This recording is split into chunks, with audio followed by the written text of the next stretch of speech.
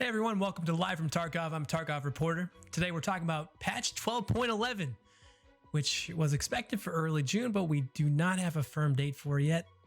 The recent Nvidia Keynote as well at Computex 2021 on May 31st, late at night. And of course, WHENWIPE.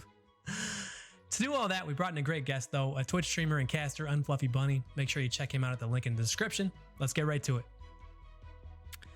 Hi everyone, welcome to Live from Tarkov. I'm Tarkov Reporter, and with me today is UnfluffyBunny, one of the talented casters who's part of the Evasion team, and you can find him streaming at twitch.tv/UnfluffyBunny. Bunny, welcome, and how the heck are you today? Dude, Tarkov Reporter, I am great, man. Thanks for having me today. It's an absolute pleasure being here.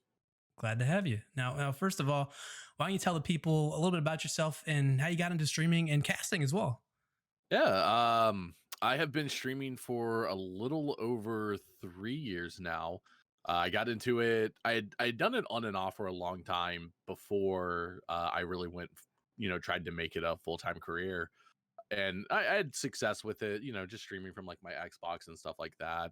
That was before Mixer and Xbox were a thing. And Xbox actually promoted Twitch channels if you streamed from their console. So that was a lot of fun, got some growth. I stopped doing it.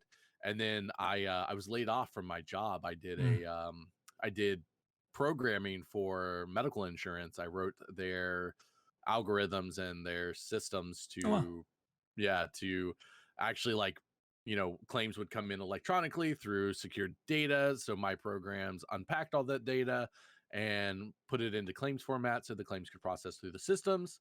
And as long as there was no errors, just pay people out, things like that. So they restructured my company, restructured, we'll say it like that. Yeah. And I was laid off, and I was given the opportunity through that, with a decent sized severance and everything, to try to make streaming a career. And that's kind of how I went full time with it. And I've been loving it ever since.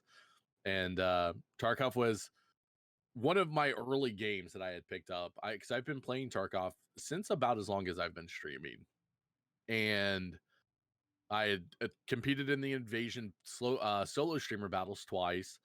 And I had messaged, Sigma one day, and I was like, hey, if you guys ever do casters or you ever need a caster, I would love to, to join. And she had messaged me and said, hey, I've got an opening tomorrow. Do you want to do it? I said, yes.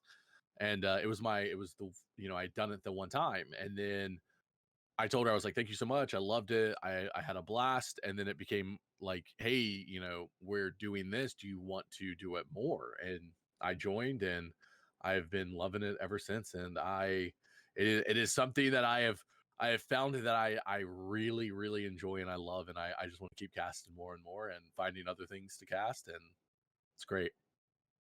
That's awesome, man. That's really cool. And I find that Sigma is involved in so many people's stories too. She's just so community oriented and has been such a big part of the community for so many people.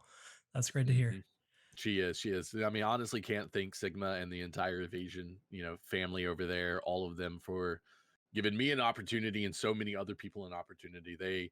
They really support this community more than a lot of others. And it's great to see. Absolutely.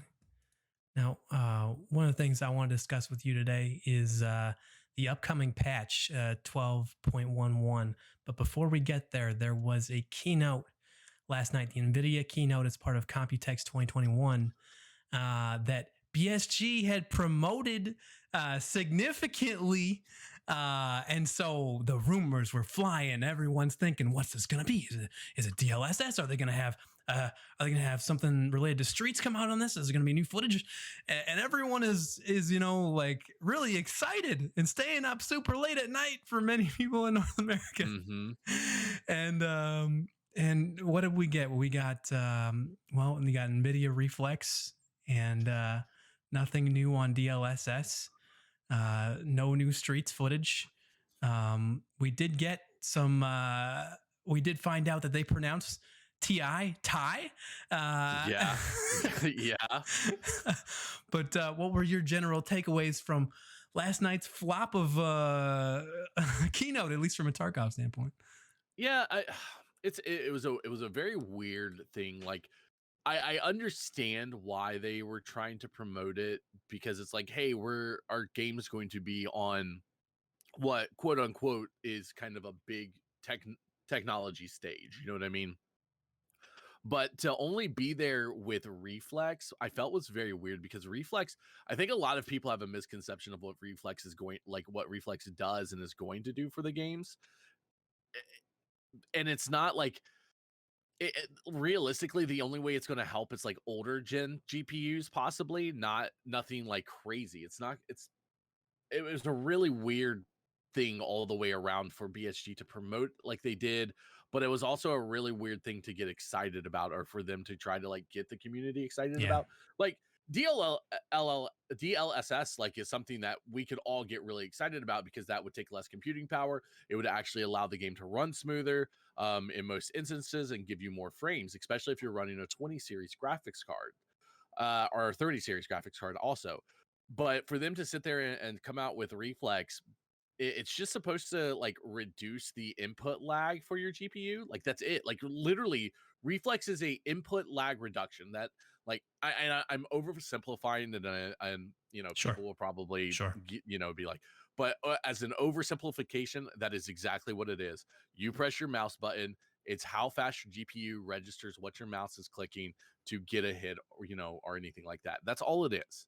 And to get excited and try to push that, I didn't understand it. Like Yeah. DLS, like if it was DLSS, then I would be like, oh my gosh, yes, this is Sure. big. Mm-hmm. That's something to be like, hey, we're going to be on Nvidia's stage. Check this out. Yeah.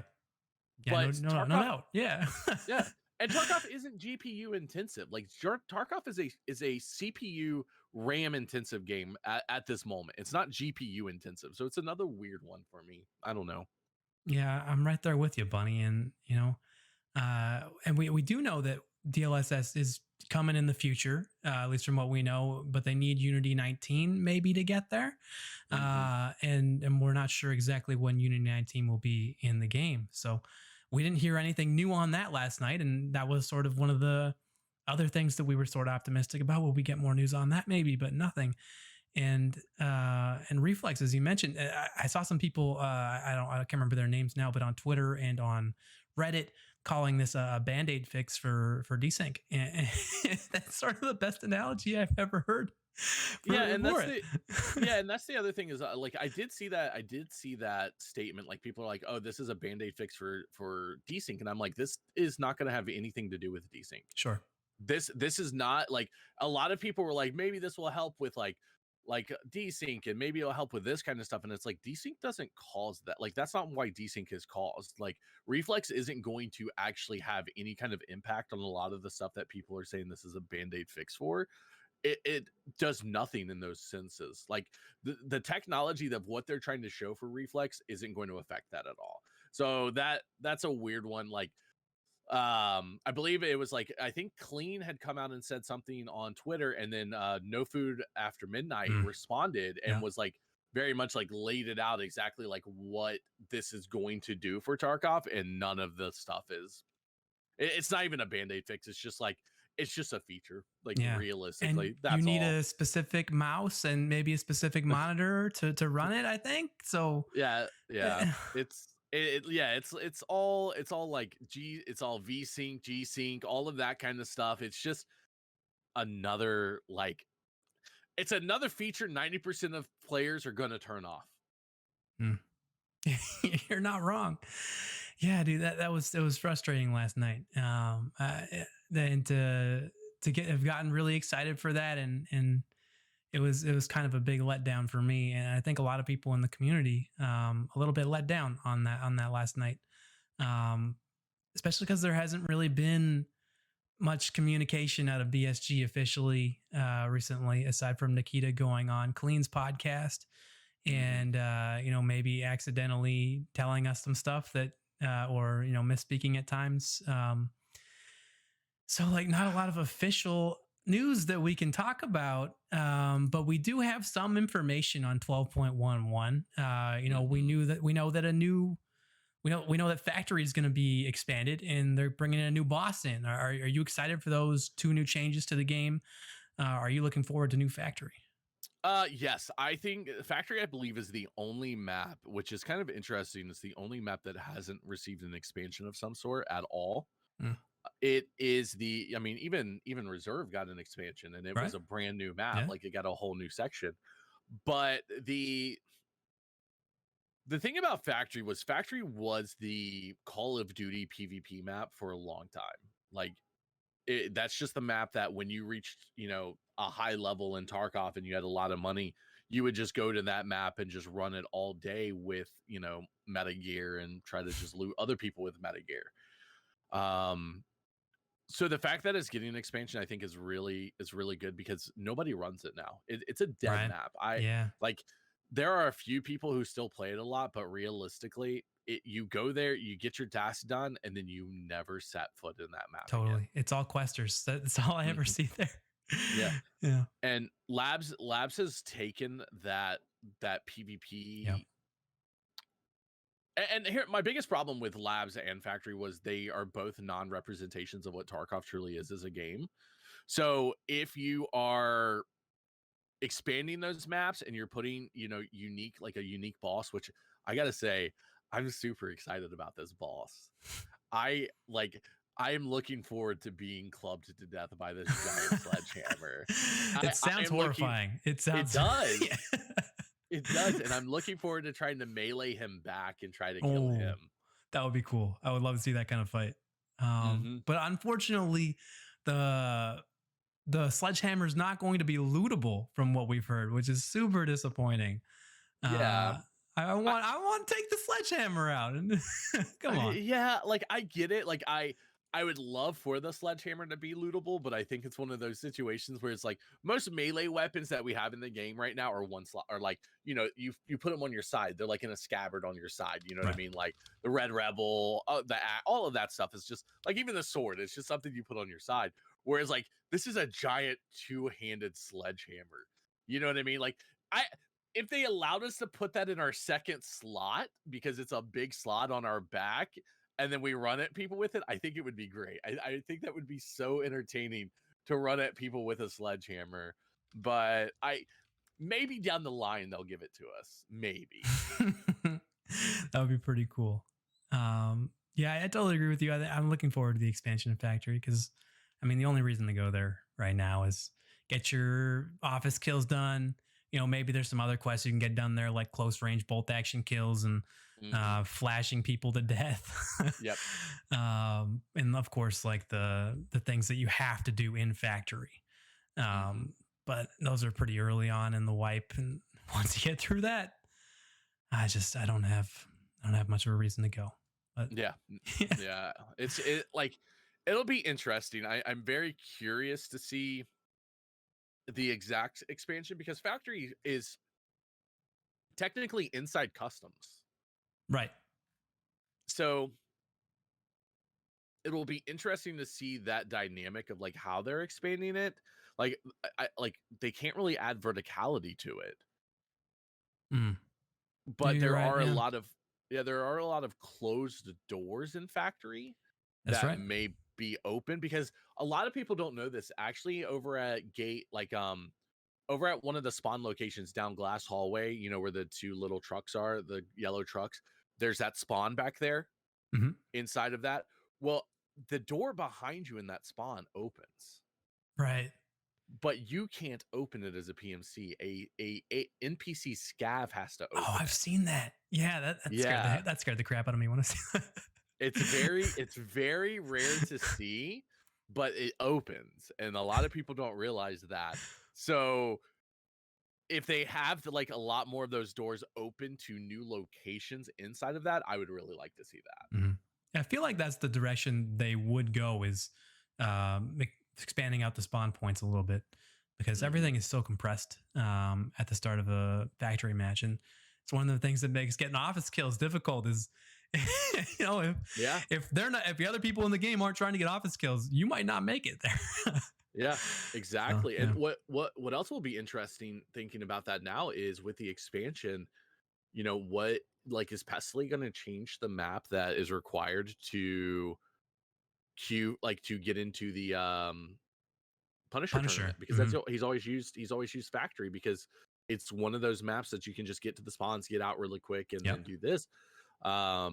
I really think he needs to change that anyways, because I think it needs to be like just run 10 raids. How many kills can you get in 10 raids back to back consecutively, where time shouldn't really matter.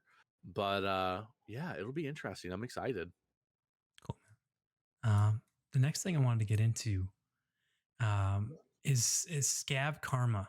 We have not heard a ton about Scav Karma yet, but there's all sorts of different ways that it could work. And I'm really looking forward to it as someone who, like, I don't run my scav a lot, but I enjoy scav runs. I think they're a lot of fun. Especially, you get like a scav army together and you go wreck some people's days on reserve or something. I'm sure there's plenty of people screaming at me right now, but I think this could change a lot of scav runs. And are you looking forward to Scav Karma as well? I have been looking forward to Scav Karma for about 2 years. Nice. It is one of the features I think is so needed for Tarkov, because I cannot stand scavs killing other scavs. I can't stand scav players doing it. I hate it. I think to me, it makes no sense why you would kill a friendly unit on any map to try to get gear from it. You know what I mean? Like, it makes no sense to me. And I have been looking forward to Scav Karma for so long, because there are so many players, like, before this game had gotten big and gotten really popular with people because of streamers and things like that. We had like unspoken rules in Tarkov. If you were playing as a scav and you saw another player scav and you wiggled at each other, it was respect. You didn't kill each other. You wiggled. You respected the wiggle. Players these days don't respect the wiggle. Doesn't matter how much you wiggle at them, they shoot you because they're like, I want your stuff. They're just greedy.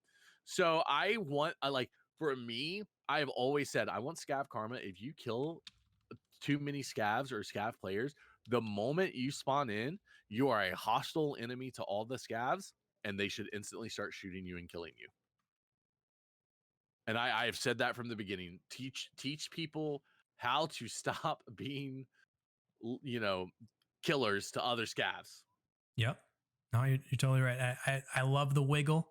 I think the wiggle is fantastic. And one of the things that I like to do is just not even on a scav, but sometimes as a scav, but sit in lobbies, see who will invite me, and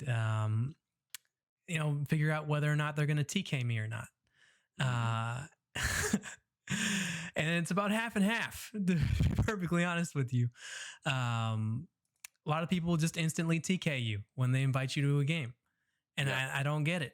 I've done this as like a level 1, as a level 45. It doesn't matter. They'll just invite you and TK you for no reason at all. I guess to eliminate one player from the map. I don't really get it. But hopefully that also plays a role here. I want some PMC karma too. I want those people taken down a notch. Yeah, like the whole thing about it is, for me, like, the PMCs I don't think should be like part of the karma system, because they're and regardless of whether you're a bear or a USAC and you kill other bears and USACs, trying to do target designation in that kind of sense, to me, doesn't make a lot of sense, because like, you're just not going to. Your outfits are different. You're not wearing a specific uniform that would indicate that you are friendlies to each other or you're on the same side. And realistically, out there in Tarkov, you are trying to survive the best that you can.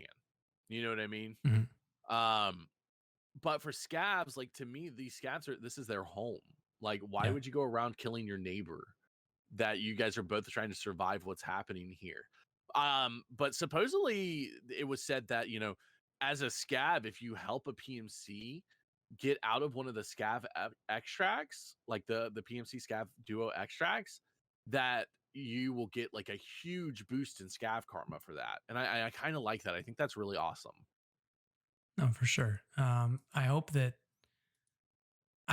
implement it well, because I think it's something that could have a massive effect on changing scav runs and making them fun again. Because I don't know. I feel like a lot of people don't run their scavs, and it's unfortunate because they can be really cool. It's some of the best fights, like especially late wipe when everyone has like all the best gear. You know, it brings back some of that, just that it tightens up your butt a little bit. You know, when you Yep. got just like this shitty AK with no dust cover, and maybe you only got one extra mag, and your ammo is garbage. You don't have any armor. You don't even have anything to heal a bleed. You're just trying to make it, you know? It's like that early wipe. It's the early wipe thing. Exactly. Yeah. Let me ask you this. How would you feel if PMCs had scav karma also, where scavs would be less likely to shoot at you on your PMC because they realize, you know what I mean? Once they target designate you. That's interesting. I think that would be pretty neat. But more or less, what I want to see is people who TK. I want to see them have some negative impacts of that. I I think that's complete garbage that people do that. So I that is more or less what I would like to see out of some sort of PMC karma system is those scum of the earth scumbags taken down a notch. We will see. I doubt that gets implemented, but it would be kind of cool. One thing I did see on Twitter is there was some mention of not being able to pick your map on a scav run. I think that this idea was first brought up by Veritas during a podcast, and it was picked up upon by BSG. And so I think at least some people at BSG are talking about it. I don't really love the idea of not being able to pick your map. But I think that one of the potential effects of that is that you would not be able to scav back into a raid that you just died in, which is, I think, a good thing.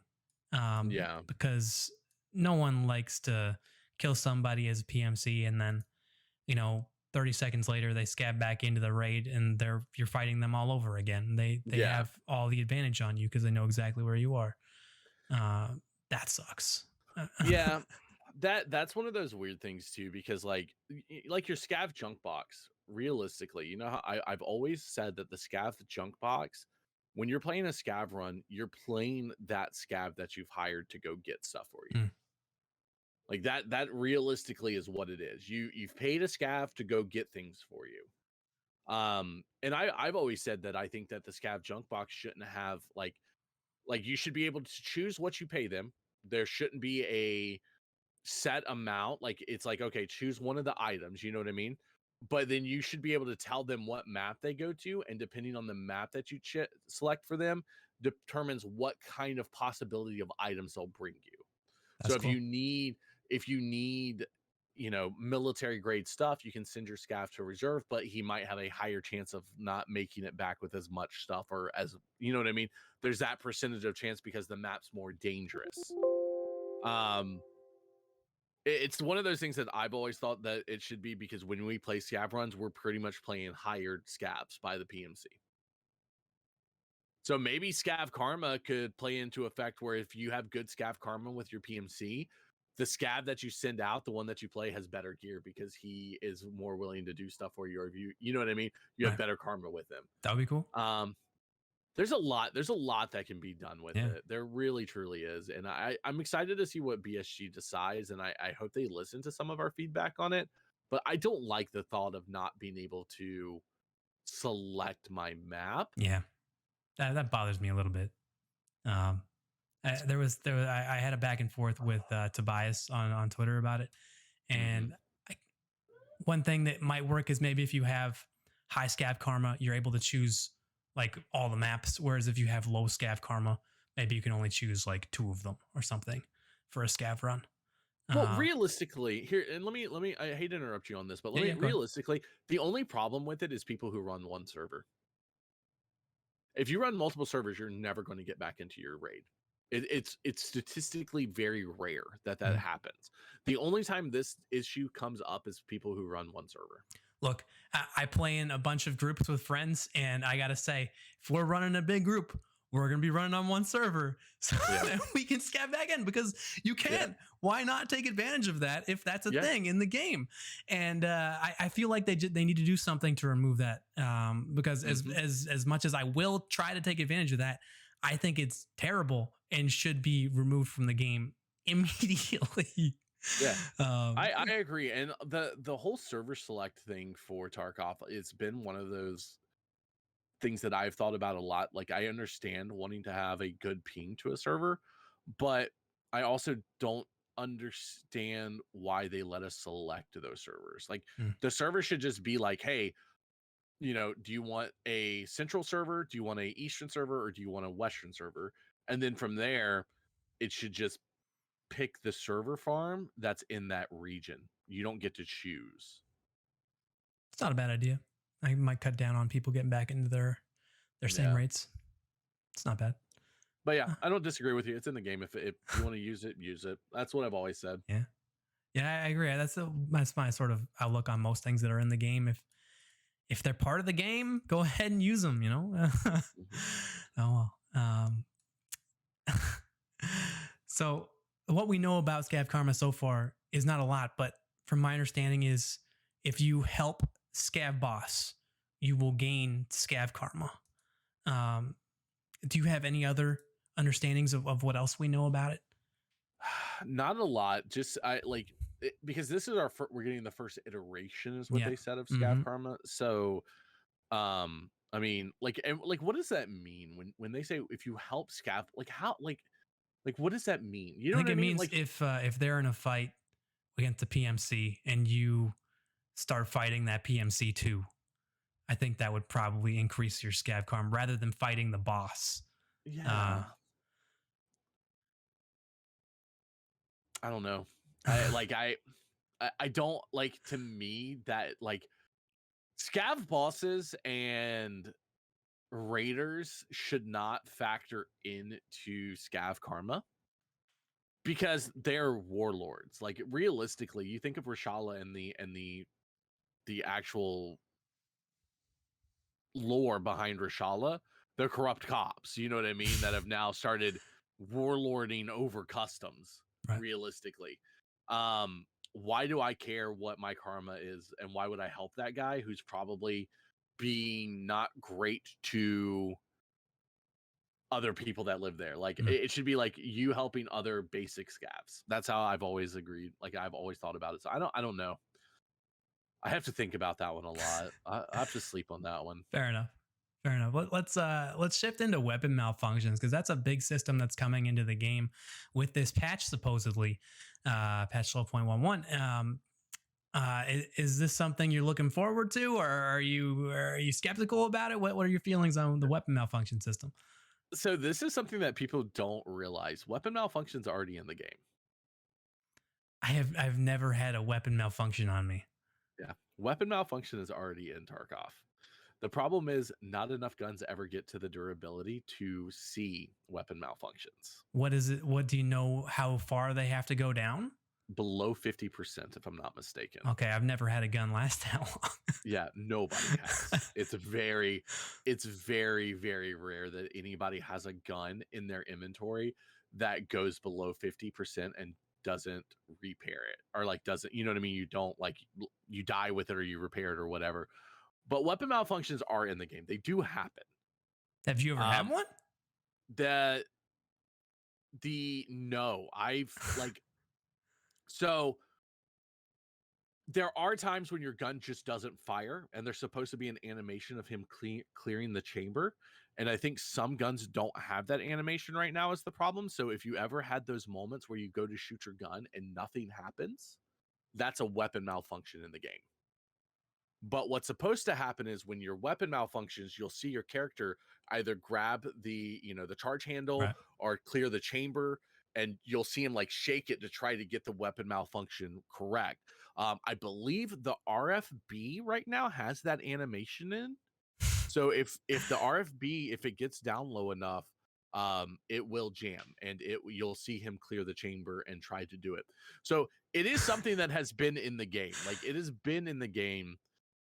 but the problem, and the reason that we don't see it is because ammos don't affect weapon attack, like Right. weapons, the way that they're supposed to. Mhm. So any of your high pressure rounds, such as your AP rounds, your, anything like that, your experimental rounds that have a lot of pressure behind the bullet in the casing, are supposed to degrade your barrel and gun very quickly. That's the whole thing about them. There's a lot of pressure coming through the barrel. It's destroying the barrel.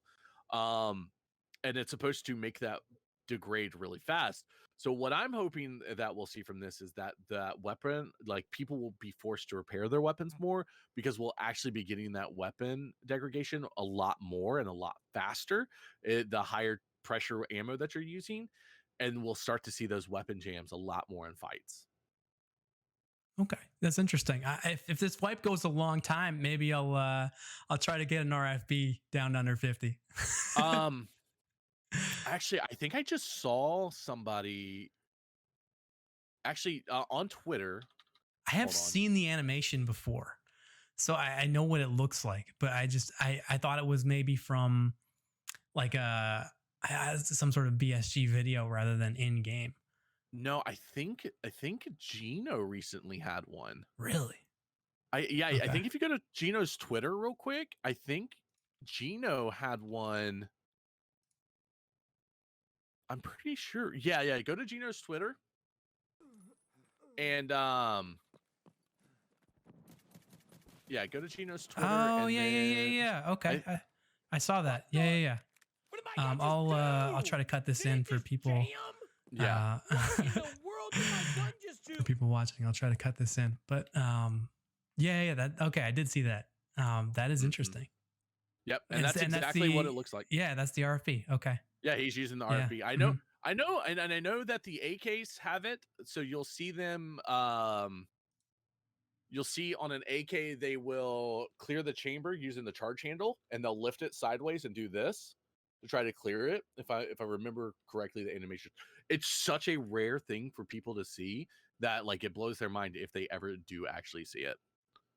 Yeah, that's crazy. I have not seen that in game actually ever, so that's cool. I'm looking forward to the weapon malfunction system. I hope it's I hope it's a little bit more frequent than it. Like I hope I don't have to get a gun down to 50 to do it. Like I want it to actually like be something that could happen to a gun that I use. Like I don't know how long Gino used this gun for. But like I don't mind it. Realistically, I don't mind it being at 50%, as long as the ammo, because like if the ammo is doing what it's supposed to, it should be below 50% during one raid. If you're using M995 and like an M4, like if you were at 100% and you're using M995 and you fired 120 rounds through that, like I want that weapon durability to be way lower, like in one raid. Maybe start it at 60% and do that. Nikita did say in his podcast with Clean that ammo type will influence the durability burn. So that does seem to be part of, at least right for the first iteration of misfires, that does seem to be a big part of it. So hopefully that happens with 12.11. That'd be really interesting to see. Yeah, I would really love to see that with 12.11. So let me ask you this, because I thought Nikita had said that 12.111 was delayed because they wanted it early June, but they said that wasn't possible. It was going to be delayed, but now I'm hearing that it is going to be early June. Like, so all sorts of confusion on that. And I feel partially responsible. I tweeted patch was delayed because he did say, and I can't remember the exact quote right now, but it was something to the effect of, oh, here it is. We wanted to make it early June, but it is not possible, unfortunately. He was through an emissary. I heard that he was referring to specific features within the patch rather than the patch as a whole. So still could be early June. However, the official statement we received through the emissary from BSG was that there is still no firm date for the patch. So it could be delayed. It might not be. We have absolutely no clue. Okay. Okay. Yeah. So Interesting. yeah. I mean, if it was going to be early June, you would think we would have heard something by now about like at least like a podcast or like an official BSG podcast, because it's June the 1st today as we record this. And early June is what, the first 10 days of June, right? I mean, if you so we hope to hear something soon, Nikita, if you're listening. Yeah. But yeah, that's I hope it comes soon. I think the community could use the new content, even if it's not a wipe, although there is some rumor that it could still be a wipe, even though Nikita has said no wipe for months, or who knows. It's like, I mean, because you got to remember, Nikita said no wipe the last time we had a wipe, He did. all the way up until the He day did. of the wipe. Very much did, yeah. And I understand, I understand a BSG stance on this, because every time they say a wipe, the player base just goes away for like the 2 weeks before the wipe happens. There just nobody plays the game because they don't see a point. Whereas if BSG just doesn't, this whole wipe concept to me, and I know I'm going on a tangent here about the wipes, it makes no sense. Like, 0 sense. If you are not having fun in the game and you want something to do because you've already gotten Kappa, reset your account. Sure. You can wipe your account whenever you want. What does it matter? Because guess what? The guy that you're complaining about that's level 70 that has 70 million rubles is going to be back at level 40 and have 70 million rubles again in a week. Like, wiping isn't going to solve this issue that the people are complaining about. It's just not going to do it. One thing that I think a wipe would help is that the economy of this wipe was clearly supercharged, right? Yeah. Bitcoin being as high as it was, and being tied to IRL Bitcoin in game, that had a major effect on the in-game economy, this wipe, in a way that no one foresaw. And this wipe was different from an economical standpoint. So potentially a wipe could reset that and allow them to take a look at, from an economy standpoint, how the changes they have made would work. How would a new economy look in Tarkov these days? So I could see that point.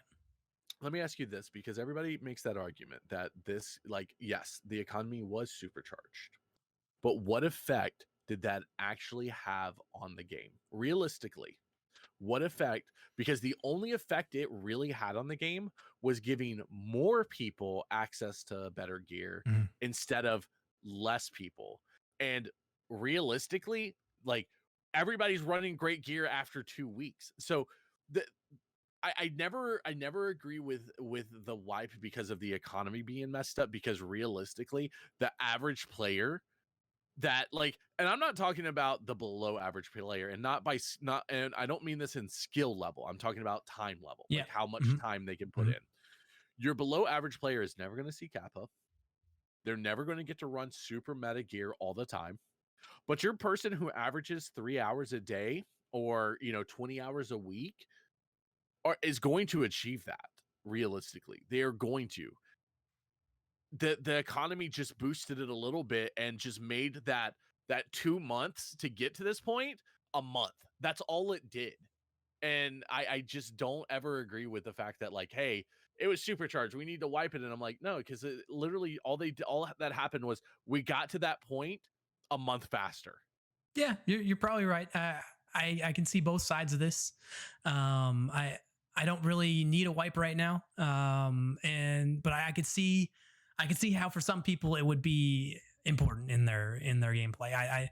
I don't really care either way what happens. Do you have a thought on when you would like to see an actual wipe happen for the game right now? Realistically, like, for me, like, to see a wipe, I'm gonna be honest, I don't care. Like, and I know that's a weird statement to say, and I want to preface this, because, like, the wipe doesn't make the content in Tarkov. And for people to sit here and think that a wipe is going to put them on a level playing field, it's just a misunderstanding of what Tarkov is. So for me, it's like, if realistically, if we could have a wipe this 12.11 patch, fine, do a wipe. So that way everybody can understand that it wasn't the economy that messed it up, that just players are going to be out in front of you. So like, you know what, give me a wipe of 12.11. I'm okay with that. All right, we got Bunny on 12.11. All right, but you heard it here, folks. Bunny wants a wipe 12.11. Yeah, okay, 12.11. Give me a wipe, just so that way in 2 months I can be like, that wiped really helped, didn't it, guys? Oh man, yeah, okay. Bunny wants his "I told you so" moment. You know what? Realistically, yes. Like I want that "I told you so" moment that's wiped that everybody asks for all the time. Doesn't matter. Like, I love the concept that they brought up with your primary character and seasonal characters. Your seasonal character wipes, your primary character that is just like doesn't. Because I think the people need to stop thinking about this game as a shooter, and they need to start thinking of this game as a loot game, as a Diablo or Path of Exile style game with shooting. Okay. And both of those games have seasonal characters. Mm-hmm. You have this character that gets reset every so often. And they are their own unique entities. They're a little bit more hardcore. They have, you have to build them out, things like that. They're your hardcore accounts, realistically. Then you have your other character that's just the normal character. He's on the everyday servers. Doesn't matter. His gear's his gear. The only thing I will say is that when the seasonal characters end, I want there to be a transfer thing where it's like this secure container is going to transfer to your non-seasonal character with a bunch of gear in it. So you get to choose like, okay, how much of this stuff do I want to put into this little box to transfer over to my non-seasonal character? That would be my only request. But I love the concept of seasonal characters and non-seasonal characters, ones that don't wipe ever and ones that wipe every 3 months. Yeah, I think that's a great addition to the game. I'm really looking forward to being able to have a wiped character and a persistent character. I think that's going to be really fun, especially given that those two people will never meet. Like you're going to have your persistent server, your wipe server. I think it's going to be able to separate the player base a little bit in a way that people can play the game in the way they want to. If they don't want to have this persistent, slow, long grind, then they can just go on the wipe server and just wipe their character every now and then. I think it's going to work out really well for the game. I'm really looking forward to whenever that comes in. But we got off on this subject of wipe, and I wanted to talk to you about what you're doing this late in the wipe cycle to keep things interesting, because I know some people are struggling, and you mentioned resetting accounts and that sort of thing. But what else are you doing to have fun with Tarkov at a time when people are, let's just say, frustrated sometimes? For me, it's one of those situations where I try to set I stream it every day. So I try to set a daily goal. Like what do I want to achieve? What, you know what I mean? And those daily goals can sometimes become weekly goals. Like I have one now. Like my goal right now is to try to get Sanitar's weapon. Like that's my whole goal. Like I set this goal where it's like, okay, I want to go farm for this weapon. Or I want to go, to reserve and get better at sniping. Like I use this time to try to get better at my weak points in the game. Okay. And I think that's what a lot of people like. I think it would benefit a lot of people, especially to help them early wipe and knowledge based. Like, use this time to say you don't know a map. Say, oh, I don't know reserve at all. I hate that map. Then just take a week and just play that map. Like just play it every raid. Just go back into reserve over and over and over until you know that map through and through. After that week, if you still hate it, yeah, you still hate it. But at least if you have to play it, you know it now. Mm-hmm. And that's always for me. I create my own quest. I create my own challenge for me each and every day. I mean, yeah, sure. Reset your account if you need that guided experience of having like an actual quest. But it's the same thing of like Elder Scrolls. Like if I think about Elder Scrolls, like I could just say, okay, and today in Elder Scrolls I'm going to make a save and I'm just going to go murder everybody on the entire map that I meet. Doesn't matter who they are. I'm just going to wipe the entire Elder Scrolls game, a Skyrim map.